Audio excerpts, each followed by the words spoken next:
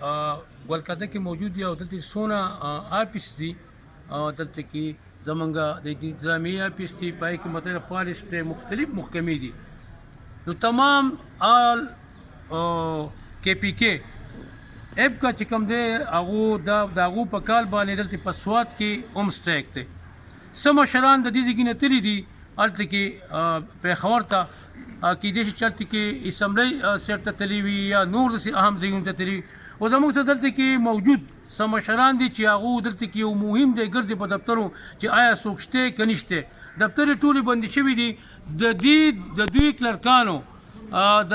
هړتال په وجه باندې افسران هم نشته کلاس پورم بالکل داسې وه چې د نش برابر دي ځکه چې دا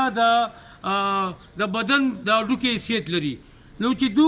کله سټرایک وکړي نو بیا مطلب چې ټول دفتر یې بني بل دا د تکلیفات مشکلات په مهنګای کې موږ خبرې شروع کړو د ماښام پورې دا خبرې ختمې نشي مشران موجود دي چې په دې حواله سره څه وایي جي پر تعارف را سره وکړئ او په دې حواله سره څه وایي سټرایک په حواله سره او دا کوم وخت پورې به جاري بسم الله الرحمن الرحیم زه برکت علي وایس پریزیډنټ آل پاکستان کلرک اسوسییشن ډسټرکټ سوات تاسو سره مخاطب یم تاسو اسماعیل صاحب منګه انتهایی مشکور یو په هره موقع باندې تاسو زموږ سره مرسته کړې ده او زموږ اواز یو ارباب اختیار ته د جایز مطالبو د حل کولو لپاره وخت په وخت رسولی دی په هغې موږ ستاسو د زړه د کومې نه مشکور یو نن د آل پاکستان کلرک اسوسییشن صوبایي قیادت د فیصلې مطابق چې په ټوله صوبه کې د تحکم ثاني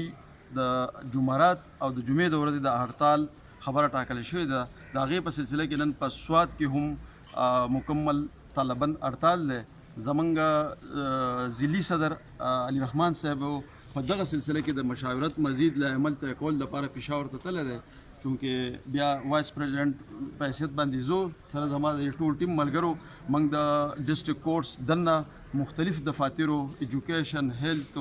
سی ان ډبلیو اریګیشن پبلیک هیلث او ډي سي آفیسو او ایسی ریونیو څونه دفاتر چې دلته موجود دي د هغې موږ چیکینګ وکړو معاینه وکړه او موږ الحمدلله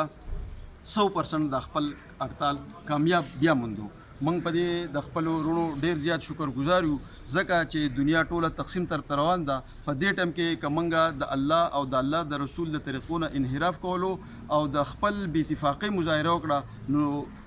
نشو ویلی چې زموږ انجام به ډېر دردناک او خطرناک وي صرف د الله او د الله د رسول هغه رسۍ مضبوطول او خپل اتفاق باندې ودل نو موږ به د حکومت